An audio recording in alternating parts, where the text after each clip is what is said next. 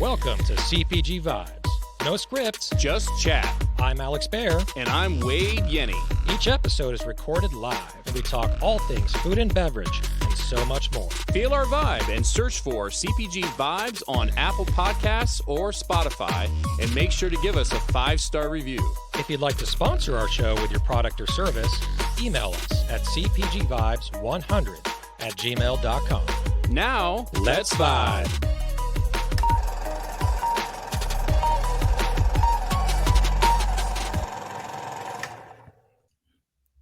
All right, welcome to episode 169 of CPG Vibes. This is the coveted Master Series, Volume 7. We don't really have a lot of these often. They don't come around often. So this is going to be a big one.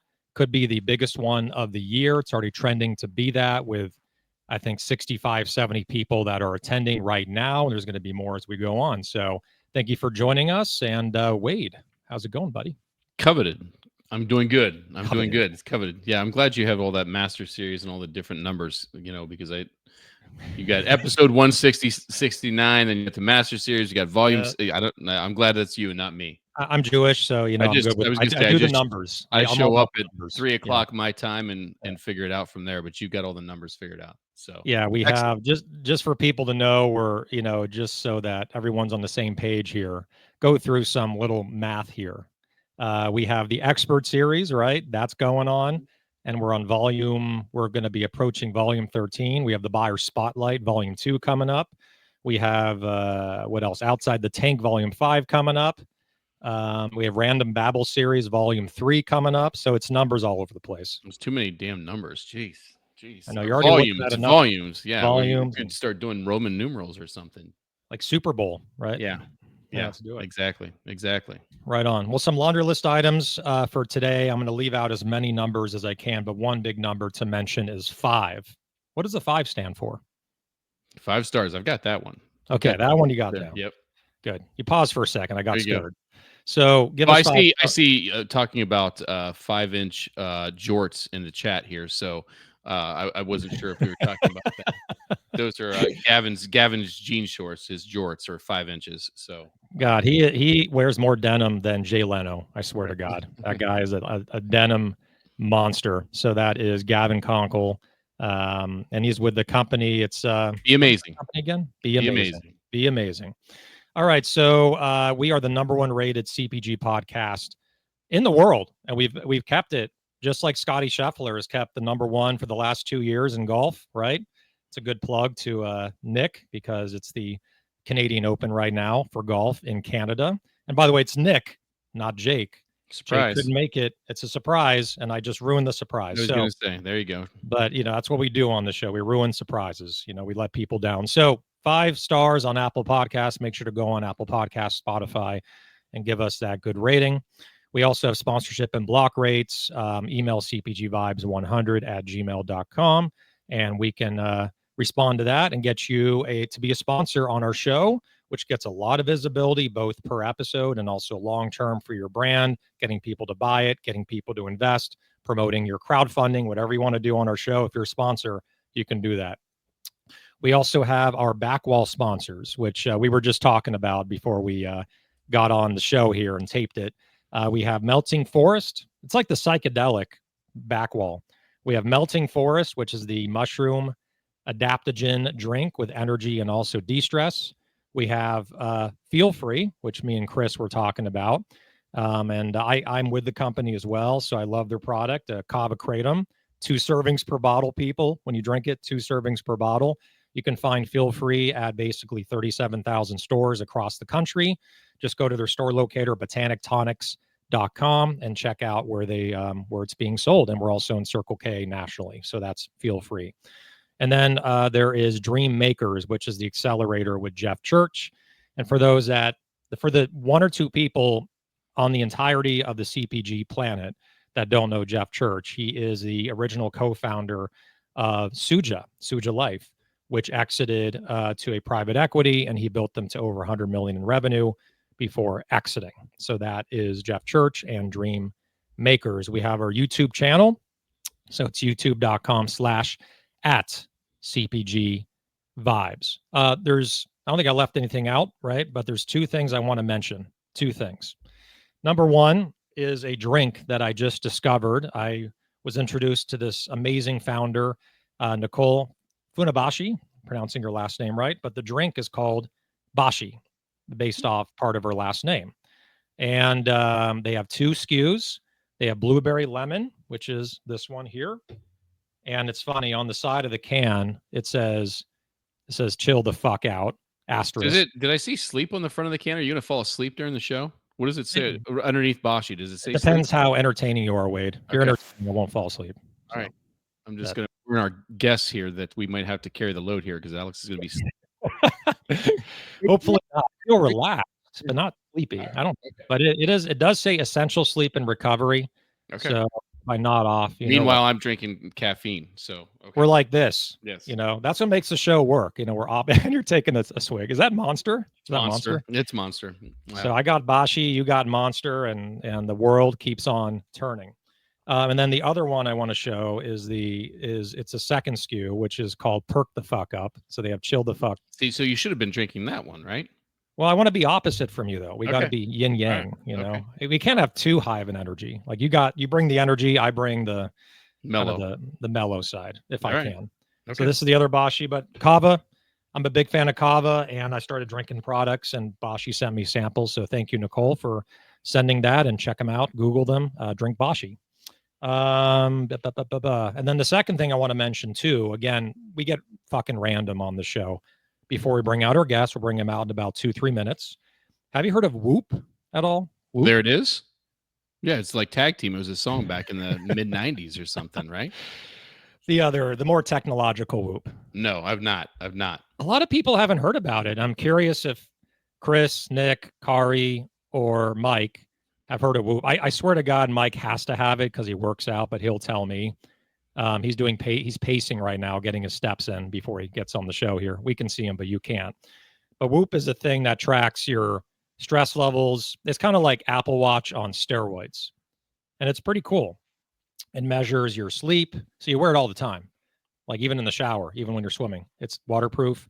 It tracks your sleep, your recovery, your heart rate, your stress levels, your exertion levels. It tells you how much to sleep, when to sleep, tells you when to take a break. It's very technological and very insightful.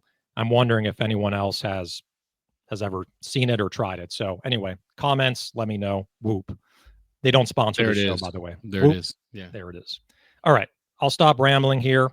We're going to go and bring on our guest without any further interruptions or random ramblings from me. So in no particular order here, we have, instead of Jake, who's traveling, he got subbed in. And went the bullpen. Yep. So Nick Saltarelli, Midday Squares co-founder, Chris Hunter, the co-founder of KOIA.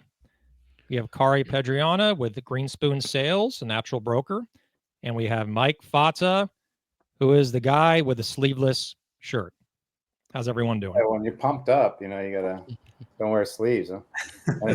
And it's summer in Manitoba. So yeah, it's a little hot out there, a little humid. Cool. All right, so this is a pretty big all-star cast. This is our biggest episode of the year. No pressure. We have a good variety of people on here from different areas of CPG, and I think the brain power in this room is enormous. So we're going to take advantage of that, dig into CPG, dig into random topics. If you have any comments, if you want to ask them questions, make sure to post in the comments and we will post it here and they will hopefully address it if they want to address it and answer it. So we do have a tradition on this show. We're going to start in the upper right corner in the chocolatey corner here. There he is, the guy that got bullpenned in. Nick Saltarelli, co-founder of Midday Squares. Tell us a little bit about yourself in about 1 minute or less, and we're going to go in a clockwise, and we'll go to each person. A little bit about yourself, and then also one thing that we do not know, that most people do not know about you. So, Nick, nice hat. Go ahead. And you're on mute. I'm going to go in a fun direction for what people don't know about me. But to start it off, I'm Nick. I'm one of the co-creators of Midday Squares. We started in 2017. Yeah, honestly, Perfect Bar did such a good job at building the refrigerated category in the, it's a really new category. And we just thought that a lot of people that were, grocery is all about incrementality when it comes to buyers, and really developing a set. And we felt that everybody was kind of coming in with Me Too products to Perfect Bar. And we had this incredible aha moment, like, what if we bring chocolate bars the way we envision chocolate bars should be in 2020 to that set and really drive incrementality. We started in 2017 in our condo. We were completely naive to the fact that we would be able to find a contract manufacturer. And long story short is we were forced into building a manufacturing plant. So today we got a fully automated manufacturing plant. But why I love coming to do this show, it's really about the audience. It's not about Midday Squares today. It's how do I take all the stupidities and mistakes we've made and deliver it to everybody. And one of the weirdest, you actually didn't ask the weirdest, but I'm going to give one of the weirdest things about me is I weirdly like smelling my own earwax. I don't know why, but every now and then when I pick my ears, I smell my finger and I oddly enjoy it, and I have no shame in it. So that's what people don't know. It's like Mary Catherine Gallagher from Saturday Night Live. Yeah, there you go. There you this go. thing. Yeah, but like it's just like sometimes you catch yourself like this, and I'm like, that's an oddly weird smell, and yeah, that's it. Just don't put it in the product, please. Yeah, all definitely right. not going in the product. Yeah, it's the earwax skew. All right, so thank you for sharing that, I think. All right, Chris, what's going on, my man? How are you? So Chris Hunter, beverage entrepreneur. Essentially, that's all I've done in my career. Started my career back in, like 2002. I started working for a startup vodka company, and then I went on to co-found Fusion Projects, which created Four Loko, the exact opposite of the product that would make it on a show like this. Maybe the most unhealthy product ever created, but it was a lot of fun. And we had a crazy ride there. We created a brand called Not Your Father's Root Beer that we sold to Pabst. And then to align with my kind of lifestyle, I was, married with kids, and we were getting much more focused on health and wellness. Co-founded and I'm the co-founder and CEO of KOIA today. So plant-based protein. Let's see, fun fact that most people don't know about me. I guess one would be that I'm afraid of heights. And much like a good wife, my wife got me to go skydiving on my 30th birthday, knowing damn well that I was afraid of heights. So I guess that's a fun one. Maybe not as fun as earwax, but Nice. Well, I think Alex disappeared, so we're going to keep the train on the tracks and go to Kari. You're next. Welcome. Hey, I'm Kari, Pedriana, CEO, co-founder of Green Spoon Sales. Based out of Boulder, Colorado. Started the company 13 and a half years ago with my husband. We felt he comes from a long history in the retail side, and I came from the marketing side. We saw a need for change in the broker model back then. Went to Whole Foods. They really helped us get on our feet. And 13 and a half years later, now we're about 250 employees across the country, leading the charge in the natural products agency for services. That's kind of what we do. And then fun fact, I'm not sure what I said last time I was on the show, so I'm not sure if I already said a fun fact, but so I'll give you a couple. Started the company with around $30. It's a lot different now. So that was did about 80 demos a month on my own to start the company. And then lived in a cabin with no running water in the mountains when I started the company as well. Wow. Oh, wow. That's Wow. I do remember the mountain one. I remember that. That's kind of unique. I remember the mountain one, and then how little.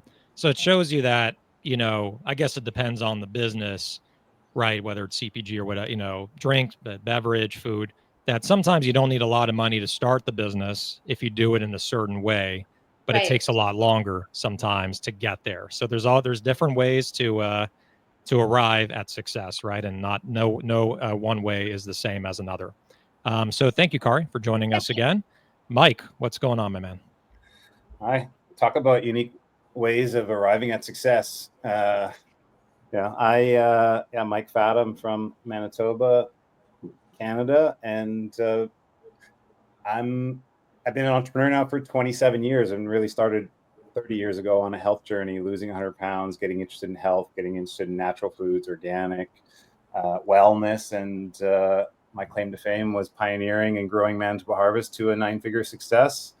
And then we sold the company 6 years ago. And over the last 6 years, I've, transformed myself into an investor, advisor, growth coach, mentor, and I'm enjoying all that. So I'm in like full thick of that. And something most people don't know, or maybe interesting thing about me, like I'm a full-time single dad to 2 teenagers, and so I'm very grateful that I can organize my life nowadays, even though I'm doing a lot of things with them at the center and focus.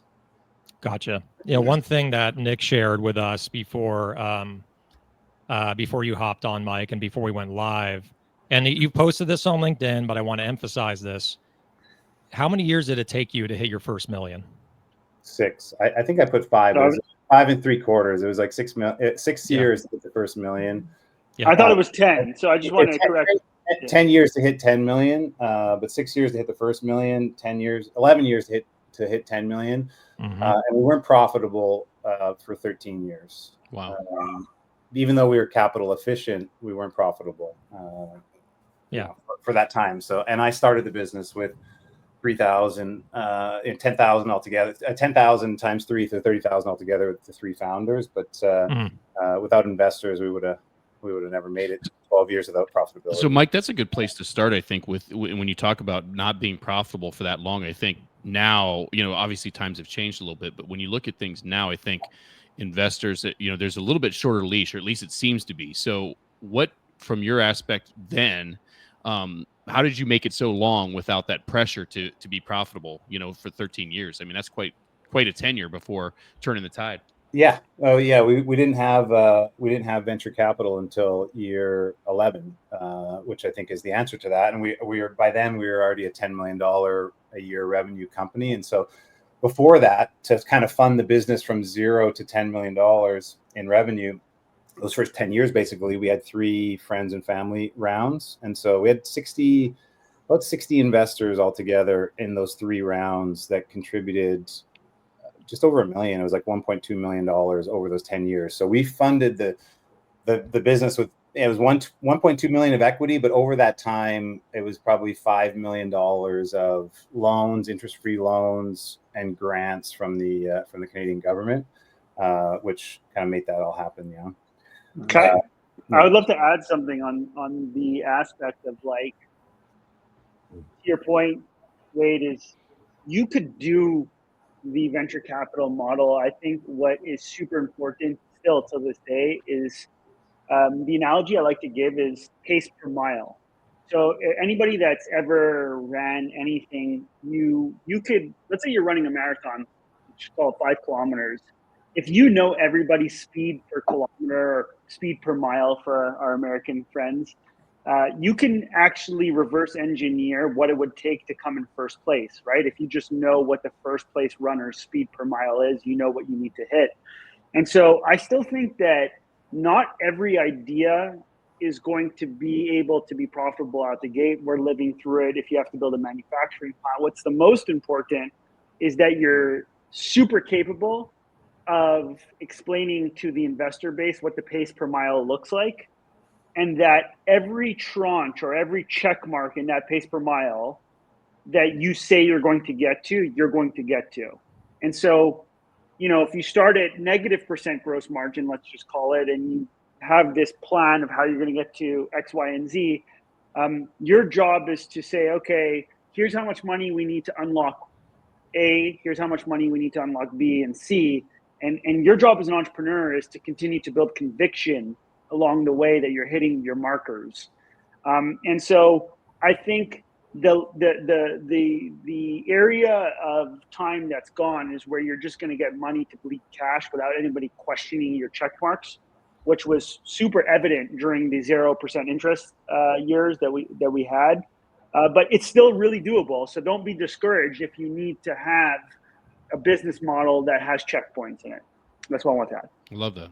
I love that Nick said there somewhere in that statement, you said, when your business starts out with like negative gross margin, and then like, and then actually turns into like super positive gross margin. That's a little. Yeah. Well, I definitely want to pivot over to Chris, and we'll get to Kari. Thanks, Kari, for being patient, because I think with the ventures you've had, Chris, several ventures, and going into KOIA, I remember, I won't be overly verbose here, but I probably still will, when KOIA first kind of came out, and before it was, there was a rebrand and all that stuff. It used to be Raw Nature 5. Yep. And then when KOIA hit, like, I know that you went with a really great agency, which wasn't cheap. You then launched nationally in Whole Foods, which isn't cheap. Hiring a great broker, which isn't cheap.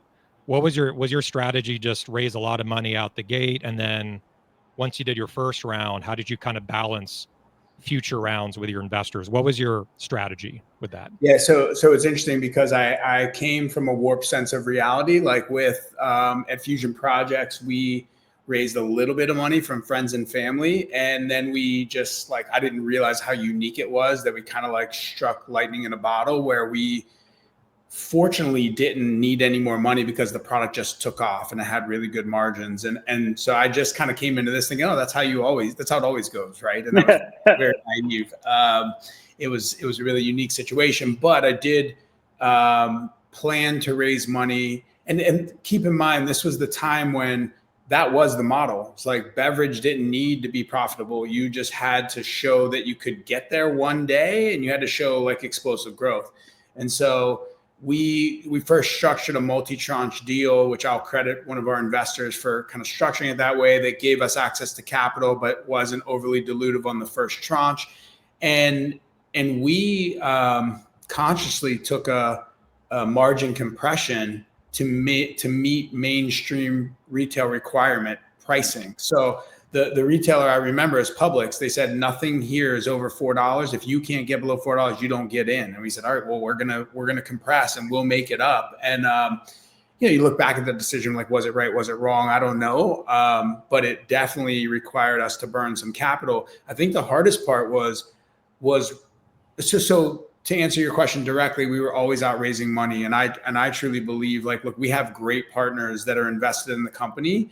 But just like anything, when you're already in something, you're not always motivated to give it the highest valuation to get the most aggressive on it. So I was always very active in the community, making sure I had relationships and kept interest in our brand. And so we have a big investor roster. I think what was most important was actually realizing when that change was happening. You would hear rumblings of oh, you got to get to profitability, or you got to show the path. Okay, you got to be along the path. Well, it was now you have to actually have it. And then it was this weird expectation of exponential growth and profitability. And then I feel we're in this reality phase of okay, if profitability is required, our growth may scale back a little bit. But, I felt it was tough because a lot of people got caught in that. We were grow at all costs, and then the money dried up, and it's I can't even go raise anymore, Yeah. And I remember when KOIA first hit, and I was like, holy shit, it's at a $3.99 price point, at Whole Foods. Yeah. And you were entering, and just because I'm an avid Whole Food shopper, I'm in LA, so where the hell's going to fucking go? Maybe Erewhon, right? But Whole Foods, Sprouts, but in Whole Foods, when it first hit, I remember the first label and the 3 SKUs. It was at $3.99, and that was at a time in 2015, 2016, somewhere around there, where everything else was $5.99, or I think Rebel might have been $4.49, maybe $3.99. Yeah. But when you look at that entire set, where it's Remedy Organic, Rebel, you, and then at one point Genius Juice, where it was almost impossible for us to be at $3.99. Yeah. That strategy, you started at kind of, let's say, a lower margin, growing at all costs, and now you're kind of pivoting that to the macroeconomic environment, it shows you like every brand has a different way of getting there. And you read the room, I think, right, which is like, this is the way we're going to have explosive growth to continue getting investment, catch up the margin, and eventually turn a profit, is just to build the revenue, get market share. And that's what you did. And like, not to like overly compliment you, but I will say in that set, the one that's really last man standing, right, that hasn't gone to a fire sale exit or anything like that, to me is KOIA. And like Remedy, I'm not sure how they're doing, but to me, KOIA is the strongest in that entire set from what I've seen. It required a lot of the support to the point earlier of the investors, because another step along that journey was that we vertically integrated and bought our manufacturing facility. Right. We had said day one, we never want to be manufacturers. And still I question if we actually do want to be, but it was a required step that required support from investors as well. So, that path wasn't just like get the price back up, get the margins enhanced. How do you do that? And that was a pivotal moment in the company to control that. Yeah. Alex, it goes back to what you're doing at Midday Squares, right? Yeah, Alex, can we circle back at some point? I want to go to Kari, but let's circle back to margin. I want to talk about something that is very, very critical in that piece. Cool. All right. So Kari, I'll go to you. And Wade, do you have a question loaded for Kari? I actually was getting ready to load the audience questions, but I do have one. I mean, it's relative to what we're talking about, but from scaling, I mean, Kari, you talked about how you started. Yeah. And what is your comparison? How it's obviously a different business, but how did you build and get from starting? I think you said $30. Is that right? And into what you are today? Obviously, there's a lot of steps along there, but different from a brand. Certainly, there's not manufacturing, but you're still building a business. So, talk a little bit about that. Yeah, I kind of did the same thing that I believe in the brand building model. And I really wanted to hone in on my home turf first and just really win there and like really have deep relationships with our natural grocers and our Luckies at the time and all of those folks. I partnered with Boulder Food Group really early on too as their first investment. They are local. Actually, they're upstairs. So, how did that happen? So me and Kara, we share that. This is a genuine question. How did that happen? How did what happen? How did BFG and you guys come together? Okay, so one of our first employees was did office cleaning in the evenings, and he was cleaning Tom Spear's office, and he told me about Tom and how passionate he was about the industry because Tom's history in the industry as well. So we just met for coffee and we just hit it off. And he said, if I start a fund, I would really like to invest in you. So that's just kind of how it happened naturally like that. I wasn't even looking for it. So it just happened. And Tom's amazing. So I'm really blessed about that.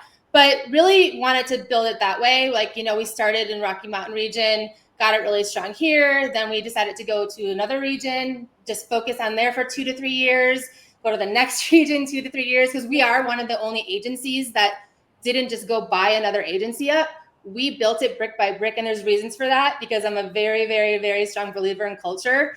And I don't think you can build a culture that way. So we just did it the long way. And I'm also a big believer in like taking things slow and doing it right.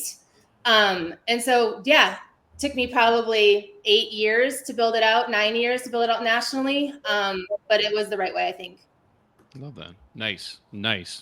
Okay, so I do want to get to one of these questions, and Nick, I'm sure we're going to get to margin here. Gavin says for the brands, and let's go to Mike because it's been a minute here for Mike. For the brands, when you started to first explode, how did you handle inventory management? And I want to add like a layered question on that because it's always fascinating. When you started production, what kind of wrinkles did you go through that you had to figure out, or did something go wrong in production in the early days? I always like those, not like the stories, but they're fascinating on how you navigated through that and recovered. So I want to layer that in as a second question, but Mike, go ahead. Yeah. I've always, we took the farmer's market kind of approach, right? When we started, we had the benefit of working in a food development center. So there was enough technology, oil crushing, filtering, bottling technology that we had support with. But which allowed us to, literally make a batch of 500, make a batch of 1,000, make 2,500. and work it out. Where not, you know, something you can't do that on a bar line. You know, you're fired up and you're making in the thousands, right? And so, yeah, that gave us the ability. And that was one of the reasons I say, hey, taking 10 years to get to $10 million in sales just gave us such a foundation of figuring that stuff out. Because in manufacturing, from when we moved from the food center to actually getting into our own facility, you had to balance all that. Like balancing a manufacturing business has to run between 60 to 80% capacity to be in its strike zone of profitability or percentage of sales for operations and overhead and labor generally, right? Those are, and so if you're in 30% because you're investing in machinery, you know, or you're running at 100%, there's no way to grow. Like it'll squeeze you on both sides of that. But the reason I love manufacturing, to get to the question, is it gives you total flexibility over your inventory, right? When we needed 2,000 pieces a week, we made 2,000 pieces a week. We needed 10,000 pieces a week, we made 10,000 pieces a week. And so we wanted to understand always, I think this is the front end customer service end of the business, how much inventory is in your distribution, in your direct retailers, and in UNFI and KOIA in your distribution, to understand what that ebb and flow is in the cycle. Even if you're pitching up and growing, there's still going to be an ebb and flow. But I like manufacturing because instead of these big lot runs that you typically have to do at a co-man, especially on certain categories of product, if you own manufacturing, balance what you need to make for the week, you know, and enough buffer. So that's the. I think that leads perfectly into the piece that I really want to touch on, is self-fulfilling prophecy. So self-fulfilling prophecy exists in manufacturing if you own it, and that's one of the things. So long story short, we go visit 26 different contract manufacturers when we were trying to get midday squares manufactured elsewhere. And throughout the meetings, roughly what I heard was that people were doing bars at 5-cent production costs. Now, at this point in time, I have no fucking clue if that's possible. I have no experience. We don't have experience in it, but 5 cents that was it. So when we started midday squares, it was like, that's the North Star. That's our pace per mile. And after like 7 years, we roughly got close to that. And I think we're actually going to hit it, to be honest. Now, the point I'm trying to make here is when you control manufacturing, the sky is the limit in terms of what you could do in efficiency. When you're with a contract manufacturer, they don't have the incentive structure per se to push their team to the limit. I'm talking the fucking limit of what you could squeeze out of a gross margin. And so going back to this world of gross margin and what's the feasible plan that a brand could have, in my opinion, it's kind of ludicrous, because if you believe it, you could potentially have a self-fulfilling prophecy. And the last piece I'll say on this is, like, I don't know if anybody's heard the story of what Elon Musk pulled off with XAI. Henson Zhuang of NVIDIA, basically the fastest he's ever seen an AI computer cluster infrastructure built at scale happen was 2 years. And XAI team got it done in 14 days. So, and legitimately, he felt NVIDIA was pitching X, saying what you guys want to do is impossible. And that's really what happens when you're vertically integrated, is that the impossible could actually be pushed. And if we go back to KOIA's perspective, is I felt you so hard, Chris, when you said, I still have no fucking idea if vertical integration makes sense or not. What I do know is I don't believe any other contract manufacturer that would go to copy midday squares tomorrow would be able to get to the efficiency of gross margin to hit our price point. Why? It's ludicrous what was required to happen in order to hit that gross margin. And so it's a fascinating idea of the chicken and the egg, but for the audience, it's like, I just really don't want you guys to underestimate how possible the impossible is by just being completely. I will add to that, though. Like, I think that it really is starting a completely new business within your business. Like, being sales and marketing is one thing. And like, if we didn't have the team we have, we could not have manufacturing, because I have no freaking clue. Like, I can speak the language, but not really do any of it. You asked about inventory at the beginning of the question. Like the first company, we handled it probably the wrong way. We just said make as much as possible because we kept running out, and ultimately that got us hung with $20 million of inventory when the government changed their mind. When we went to KOIA, you asked what went wrong. Like I remember what went wrong. Our first batch spoiled. We were literally waiting for UNFI to pick up the product from our manufacturing facility, open a couple bottles, and they're bad. And it's like, what do you do now? To your point, like we don't control them. So how do we get line time? How do we get back on? Luckily, we had ordered 2 runs worth of materials, and we convinced them to let us run again. And it was delayed, but it wasn't, it wasn't massively delayed where we lost the shelf space. And then now we're in the other side of it again, right? We vertically integrated. We brought our inventory down. We're able to respond quickly. We can keep 2 weeks of inventory. We can respond to new spikes in velocity or distribution opportunities. Great. But now we went into 4 different categories in shelf stable that are all co-packed. And so we're now back to this huge inventory build, not only because like they're new categories, but they're co-mans who need orders 60 days in advance. You need to get raws in. They're shelf stable products so they can last longer. So you have to run higher minimums. And it's a huge cash draw, right? And so now we're sitting in a place where we're like, do we say yes to this opportunity? And if so, how do we fund it, right? Because it's a huge amount of money. We had the luxury of the alcohol industry was your AR was golden. No distributor was ever going to not pay on time. They would risk their license. Not that this industry isn't that way, but it's not that regulated and the terms aren't as tight. And so we went back to all of our vendors and said, hey, a huge opportunity here. Do you guys want to support us with some term extensions? Went back to investors. So it's a huge like manufacturing inventory builds is like this giant jigsaw puzzle. And it's a whole separate jigsaw puzzle than the brand building. Yeah, there's so many gems here in listening. So and this is part of why we do the show, a big reason why we do the show, are all the founders, the CPG people that are thinking of starting a business or just started a business, or they're starting to scale and figure out how to handle that scale. They can tune in here and hear from others that have been through it. I won't take a lot of time in what I'm going to say, but when I built Genius Juice, arguably, or maybe inarguably, the most complicated supply chain, right?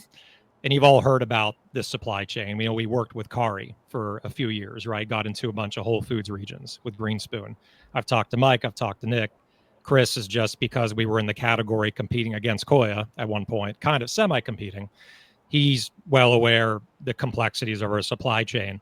But one thing that I learned, and we really had to lean into co-packers, is to have full transparency with them. Like just become their best friend some way, somehow. Take the fucking owners out to lunch. Do something to build the relationship with them so that they notice you and they will respect you and take care of you. And I did my best with that. It wasn't easy, but I did that. And if you can get an idea of what their cost is, some co-packers don't share that, but if you can get that transparency and find out, here's how much the cost is for us to make your product, then you can come back to the negotiating table and say, well, we need to hit this margin so that we can grow, right? So like if you give us this price, we're going to get a better margin, but it's not like we're going to become millionaires. We're going to take that money and reinvest it into demos, reinvest it into hiring brokers like Kari, reinvest it into getting a couple new SKUs to get more market share and shelf space. So I think like coming across as a partner with a co-packer, although difficult because they run 20 brands, 30 brands, 50 brands, I think that's an invaluable relationship that you have to build. Yeah, Alex, you got to think about it. I always tell founders, whether your supply chain is owned manufacturing or you go the co-packer route, one of your jobs is to understand exactly as best as you can how that supply chain works, what the cost, if you're raw material, like we were in the hemp business or chocolate or whatever, like commodity, understand what those commodities cost, where the supply chains are, where the backups are. Like you need all that, whether if you're manufacturing or not, because if not, you're not going to have a good sense of what that true costing is, and founders get themselves in margin trouble that way if they're co-packs. Exactly. And I will say, if you have it's a great point, Mike. I will say, and maybe this is not true for everyone, but if you have a single source product and you can somehow get it made. And now let's not discuss tariffs and all that stuff, because that's a whole separate topic. But I do believe that if you have a single source product and it's grown outside of the United States, it's better to make it there for cost reasons, for vertical integration, and also for freshness. When we pivoted from, we were making it in two places at once with Genius Juice. We were making it here. Now, Chris, I think you know where we made it. Yeah. So we made it in Southern California, and we also made it in Thailand. The Thai product, because we source Thai coconuts, when they would crack them open, take out the meat in the water, blend it, and then bottle it within 24 hours, the quality was incomparable to getting it sent here flash frozen, slacking it on the floor, blending it here, heat treating it for a second time, and then bottling it. And I know, like with Mela, right, the watermelon water that recently sold, I mean, it's no state secret that they were canning it across, somewhere else, right, where the watermelons were grown. So I think that's a good point for single source.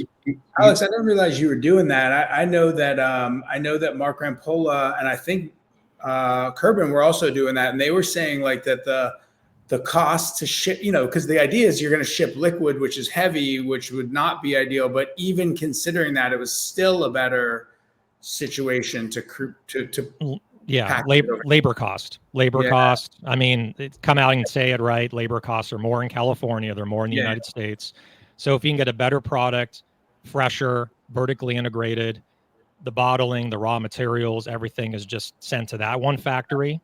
And then what's also great is if you can get that manufacturer to give you a price just for the all-in bottle versus putting your money forth, laying it out and getting all the raw materials and sitting on that for 1 or 2 months, that also is going to help your cash flow as well. So we pivoted to that, and it was a better move. Even though it wasn't made here, I like to make things in America if we can, but sometimes you got to look out for margins and make sure you can stay in business. So some of the best natural food companies in the US, like, are direct and their friends, like if you look at Samazon Açaí, like having their factory in Brazil to be able to like work and process acai berries and make a whole primary product there is their secret sauce. It's how they've been successful over the last 25 years. Or Guayaquil, now it's Yerba Madre, new rebrand, but same thing, like they're on source. So you could do that international, not co-pack model too, and invest in the supply chain there can add a lot of value, Yeah, it's just and again, we'll go on to the next subject, but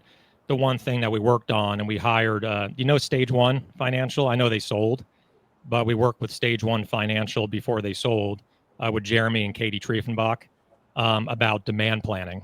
That's a whole other separate topic of Chris just talked about that. Yours is, I don't even know how you guys do it, but all the retailers, what they're ordering, what their average is per month. But then on top of that, if you're internationally sourcing, you have to factor in sourcing it from the farms, bioavailability, seasonality for coconut. Yeah, that's a good point. Young Thai Nam Hom coconut is especially seasonal. It only grows 6-7 months out of the year. Getting it made, getting it on a container, scheduling the container, getting the container here, going through the port, getting it into your warehouse, and then shipping it out. I mean, that adds like I said about 10 minutes ago, we were probably one of the most complicated supply chains that I've seen in that set. So I'm going to pivot back to Kari and then Nick. We want to talk about margins, but Kari, I'm just going to open the floor on what you want to discuss, because honestly, no script, just chat. I don't have a question. I have something for her. I have something for her. I had it teed up. So you had it teed up? Okay, know, good. And actually, I was going to go to Kari and Nick with this. So it's good, at least starting with. So I want to start with Kari. We're connected. Yeah, there you go. So talk about challenges today now, right? What with the brands and your clients that you're working with, what are some of the biggest challenges that you're seeing or hearing with your team that they're dealing with right now, and maybe how you're addressing those, or how you're guiding them through those challenges? I mean, it's different for the team than it is the brand side. The brand side is definitely financial. Number one, hands down, that's it, really, is just getting the funding they need for growth. And trying to get to certain thresholds in revenue to get unlock those dollars. So I think that's number one for everyone. But I am hearing some more movement there, which is really positive. And then I mean, for us, like as an agency, you know, our model is like we have to have multiple brands to be successful. We can't just have one brand. Sorry, Nick. I would if I could. So it's like, you know, balancing all that because everybody wants everything at a certain time, and like it's all of the balancing of that and like trying to figure out because our team is really passionate about what we do and they are very high energy and they really, really want to help build. And so it's like if someone calls, you know, they want to act right away, but we try to, it's balance for everything, I think, for us is always a challenge, but I think we've done a really good job doing that too. There's a question from. I was just going to say before we go to Nick, just follow up question from Hank as far as what some of the brands that Green Spoon launched. Me? Yes. So back in the day, I'm very proud of some of these ones, and like they're still great partners today. But Primal Kitchen was one that I don't know if you guys know David Woods at all. He was a buyer at Whole Foods Global. He had seen it on Instagram or something. So Matt and I, my husband, you know, found Morgan and Mark, and you know, helped bring that to market. Still partners today as they've gone through a lot of growth. Kettle and Fire was another one I'm very proud of. Found those two brothers in the corner of the 3rd floor at Expo West way back when. I think we got that into Whole Foods within maybe a month, and still partners today. Crazy growth. And so really proud of like the partnerships that we built early in the days that we've all just grown together and just really, you know, gone through ups and downs together and just remained true. Kari? Yes. I'm kind of rattled you didn't mention us. You lost. I was going to say you mentioned this is like 3 Midday Squares. This is like save the best for last. 5 years before that. But yeah, Midday Squares is also. I'm very, very proud of it. And Midday Squares. Yes. Yeah, a big credit also to Green Spoon. You know, again, a lot of love in the room where you represented us when we went through our manufacturing challenge. That was heartbreaking. I mean, yeah, I was for like a year and a half. Yeah. And so we were like doing really well. I remember getting pictures from your team where it was like just the lineup of genius in Boulder and in the surrounding area in Colorado, right in the Whole Foods region.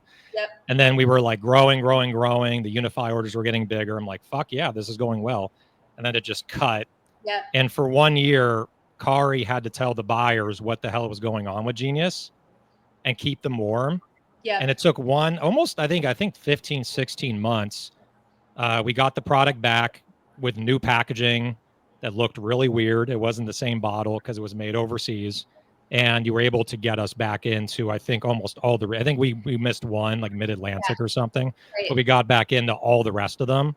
And that's really based on, I think, your relationship. So I just want to give you kudos for that. Thank you. And we didn't reach Kari's threshold, by the way, when she took us on. So she took a risk on us. We were not at the threshold. That's a really interesting story too, because like Midday Squares, like they were in Canada, right? And so we only have a Canadian brand coming into the US, or you know, they don't have a home region to really build out, which is like a strong model, you know, that we'd like to, you know, push brands to. But so when Nick and those guys called us, I was like, hey, like let's kind of look at maybe just getting let's go after a key retailer that would really unlock the distribution for you. So we really looked at Whole Foods and Sprouts as kind of like, let's try to like work with those two as a anchor, and it worked. And I think Sprouts, right, Nick, was the first one to unlock. Yeah, Sprouts. Shout out Sprouts. They were the first one to give us. Yeah, they were the first one to unlock, and so it opened up all the KEDCs, and then our team came in and just build off all that momentum. But I'm always trying to like look at each brand and like where they're at and like what, you know, where they're coming from, because I really truly believe in the natural specialty channel first. So yeah, but it's every brand's at a different stage. Cool. So there's a question there for you, Kari, from Hank Watt with Nature's Wildberry. What's the threshold for Green Spoon? What does he mean? Threshold. Does Kari believe in you? Is my answer. I mean, I think for me, like I really love what I do, and our team, like I said, our team really loves what I do. So I do bend a lot. Like if there's a brand that I really believe in that's really early, I work up a model with them that they can afford Green Spoon and like help them get to where they can be, because we've been really blessed to be successful. And so now I can take these chances on these brands or personally invest in these brands or whatever I can do to help them. But I really, really want to help the next generation of brands too. So it just depends on the product, the people, like where their strategy is. It's all of those things, and like figuring out are we the best fit for you now, or is someone else better for you guys now? And then, you know, down the road maybe. So it's everyone's at different phases, like I said. Makes right. perfect sense. Yeah, Chris, and I think there's a question from Gavin. What was the biggest holy shit moment for KOIA, and when did you guys know you made it? I'm gonna guess Starbucks, but you go ahead. I don't know. I mean, I think all you guys, maybe you'd have the same answer. It's like, I don't know that we've ever made it. Like entrepreneurship's like day one, in the morning, you're like, holy shit, yes. And then by the afternoon, you're like, fuck, it's all falling apart. Like, but yeah, Starbucks was a great moment. I mean, Publix was a great moment. Whole Foods was a great moment, right? Our first retailer. So I feel like, but that's kind of what makes us entrepreneurs, right? I feel like you've never made it. That's why you keep running. And doing all these things. Like now we have new things, and I feel like our refrigerated protein is good and established and growing, and now we have powders, and there's a new mountain to climb. And so the answer is still haven't figured that out yet.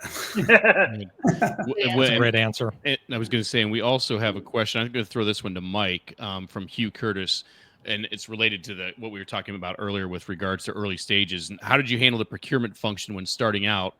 Standalone position or a hybrid role covered by founder or another department? As founder, I always wanted to understand it. I'd say I was more naturally involved in the operations and finance. I pushed myself when I could into sales and marketing, but because we were manufacturing, I had to understand it. And then we had a simple buyer at first, and I'd say we did the executive, myself and the other co-founders, or the executive team as the business grew, did the strategy and the planning, and the buyer would execute. And then as the business grew, that got more sophisticated. And at the end, That's bullshit, by the way. That's bullshit. Mike was literally in the fields. He literally was in the fields. A combination of what I just said, and also my tactic as a founder was like, go on the weekends, figure things out, reset whatever needed to be reset. Everyone came in Monday morning, trained them on the new system, and then that took, and then the next weekend we do something else. So, but on the buying, I strategically, on our second friends and family fundraise, I went after 20 farmers, and we got 20 farmers to invest in the company. And I wouldn't always recommend that. It's not always the best, but in our situation, it was, because hemp was so new and established. We became the instant. There was a number of companies that were vertically integrated. We became the vertically integrated leader because we had farmers that owned us, or we owned them, and that was just it worked for us. Yeah, I have actually a very macro question, right? And I think I know the answer, but I'm going to ask it anyway. What's something that I just thought about with all three of you guys, and Kari, this is on the product side, is that you are basically first to market with what you're doing. I feel like with Chris, like maybe not completely like first, but as far as making it more national, high protein, low sugar, to me, I can't think of a brand before KOIA that did what you did. Mike, hemp seeds, I mean, I think that's pretty obvious. You're basically first, and that's why you had all those regulatory challenges for 10 years or whatever it was. And then you punched through it. And then Nick, even though there's Perfect Bar, right? You were the first, to me, refrigerated chocolate that really started scaling.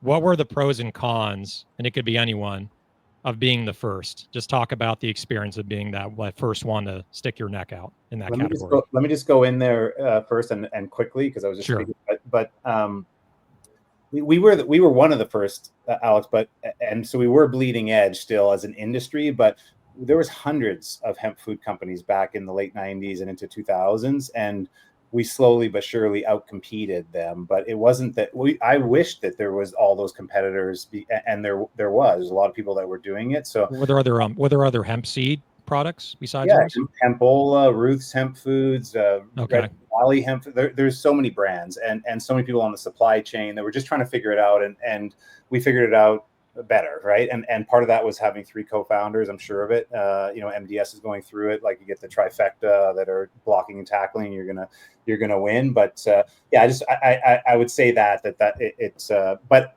overall in the industry, and this is maybe to your question, like bleeding edge, when you feel like you're so convicted of something that the future is going to go that way, that you bet your whole life on it, you're bleeding edge, and you got to wait till time catches up. It's that's the pain. When everyone sees the success, and you're already seeing Midday Square success, you're seeing KOIA success. We already had our success. It's easy to see success after it's happening. The pain is in when the founder has that vision and is so bleeding edge. Mine was 10 years of bleeding edge before it actually became real. Sometimes it can happen in 3, 4, 5 years, but there's always a gap. That's the thing that founders have to endure mentally, emotionally, or whatever, is get over that mountain. And Mike, I love that. I agree with that 100%. And that's why I never actually want to be bleeding edge. So I think that there's something really to be said about somebody who's so passionate and convicted about something. I think of you, I think of Taro at Four Sigmatic. Like, those are long education cycles. It's expensive. You have to have patience, and I just don't have it. So I've tried to figure out what is like right there. We've never been first. We weren't first with Four Loko. We weren't first with KOIA. But what I think it ultimately comes down to, and I'm sure everyone can agree, is like execution and momentum, right? And I think what we've done is just be able to have better execution and faster, right? More momentum to bring it to fruition, to where it seems like you're bleeding edge or first to market, but that's not the reality. You're just the first to scale. Mm-hmm. I would add to that too, because on my side, I deal with this a lot with first to market things. So it's like a lot of the retailers don't have a set for those things. And so trying to get into store with buyers and explaining like why they should create a new category for you is difficult. It's very difficult, but there's big rewards if you can do it, for sure. Yeah. One thing before going to Nick, wait, I just want to get one thing in is I know we're at time here. I remember at the Beverage Showdown in 2014 at BevNet, this brand called Tio Gazpacho went up, the drinkable soup, right, with Austin Allen. And it was so bleeding edge. And like, I think there was one other one maybe that was like a total like regional brand. And he was the first to try to push it to national. And I remember the buyer for Bristol Farms was up there. And he's like, this is in front of like 500 people. And he raised his hand like, I have a question after Austin pitched, right, for the Beverage Showdown. And he's like, Austin, where the hell does this go in my store? Like, does this go in produce? Does it go in soup? Does it go? So you're definitely right. Like, yeah, that's a challenge. Like, where does it go? You have to know where you're going to go, because if you don't know, then they're not going to know. And that's exactly what I was going to say, is what Alex just said and what Kari just said is you, whether it's you, the founder, have to have that vision to communicate to, whether it's your sales team, you yourself, to the buyer, this is where it goes. And I've even encouraged people to, take your product, your bottle, your can, your bag, whatever it is, put it on a shelf in the store, snap a picture. So you're doing the thinking for them. You've removed that out of the equation. Like, this is where it belongs. This is how I see it, and explain that. And then you need someone to take a chance on you. But if you can't communicate that effectively where you vision it, you can't expect your buyer to. It's just not. Just one double click on that is like, because there's areas we had it at Hemp Hearts, right? Hemp Hearts could be sold in multiple areas around the store: produce, cereal, in the superfood set or whatever. And so your job, if it's something new, is to try to figure out where it's going to be best served for the retailer and for your customers to find. And we found different velocities in each different area of the store. So you got to know that. And if you're pitching something that's brand new. But how many things are brand new in 2025? I don't know. Like, isn't it everything just being done? The innovation is done better. It's more like, there's different attributes that are new. Like, think about like Olipop, another fan favorite over here. But like they had attributes that were new to the category. And so like educating around that was different at that time. Could I give so we've established that being cutting edge sucks. It does, in terms of how painful it is. Could I finish on for myself I want to sum up everything I've learned and how I would do product dev again to go to market. So this is how we approach now R&D completely of every fucking thing we've learned. So it's, as a founder, usually when you've never done CPG, you come up with an idea and then you make the whole world work towards you. How we do R&D at Midday Squares now is, before we even talk about product, you have to go to the grocery store, going back to Wade. You got to choose the category first. Once you choose the category, you got to choose the SRP price point. So imagine, we've never even talked about idea yet on product. Only once you've chosen category and SRP do you make your pitch for what. And what is the product that's going to go into the category at that SRP? And to Kari's point, a lot of the time you just need to be incremental. You don't need to be revolutionary. And I think if you want to build a brand tomorrow that will scale past $100 million of revenue fast, you do this route and you're going to get way further than probably all of us on this call and the time base that you need to do. Because ultimately, grocery store is set up for category, price, and penetration. And so that's what I've learned, and that's how we approach things right now. Yeah, there's so much more to say, and I think we're going to have a part 2 of this master series. I think it's an eclectic combination of people here with ideas and thoughts and interaction. So we're going to do this again. It's not always easy to find a date for that works for everyone, but we're going to do it. One other thing that I'll triple click on, and then Wade, I think you'll have a quick thought. I know we're over time here. We'll end in a few minutes. Is what I've noticed is like a cutting edge brand. It's an evolution, not a revolution. What Nick just said. I think it's one of my favorite quotes. And another quote that I like is, we're not going to the mainstream. The mainstream's fucking coming to us. Like that. I like that mentality, which is, let's create something that's an evolution, not a revolution, because it's really hard to be a revolution, right? To have it's painful. It's painful, like chewable juice. Remember that came out? I'm like, what the fuck is this? At Sprouts, I'm like, okay, it was an experiment, didn't really work. But when you create something that is a good evolution, people understand that the consumer just gets it intuitively. Like, oh, this is a better version. Olipop's a better version of soda. KOIA is a better version of muscle milk, that kind of thing, and lower sugar. They're going to go to it. They're going to buy it. That's going to help you and not having to spend as much money on marketing. You still got to spend it, but it's more intuitive. And then once you catch some fire, you get maybe $1 million or $2 million.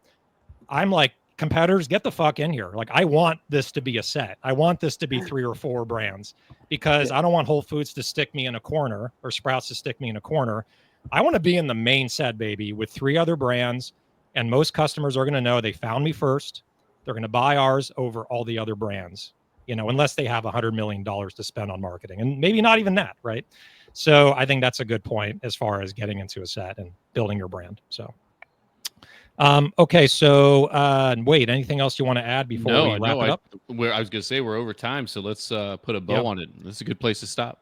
Cool. All right. So, thank you, Nick, Midday Squares, Chris, KOIA, Kari, Green Spoon Sales, and Mike. Pretty much everything at this point. Media monster, investing advisor, author. Full-time single dad. Let's do teenagers. 2 teenagers. You got the whole thing. You're well-rounded. Just like, you're buff too. That's another added bonus.